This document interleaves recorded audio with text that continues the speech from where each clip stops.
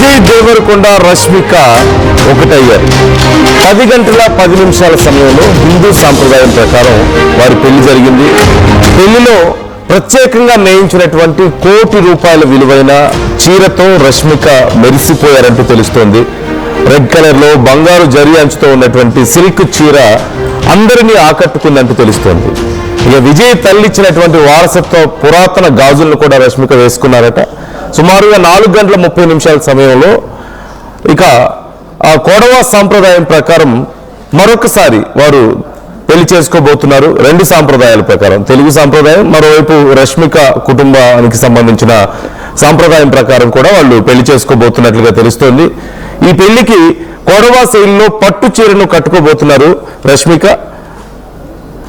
వెనక వైపుకు ఈ చీర కుచ్చులు ఉండేలా ఒక ప్రత్యేకమైనటువంటి విధానంలో ఆ చీర కట్టుకుంటారట.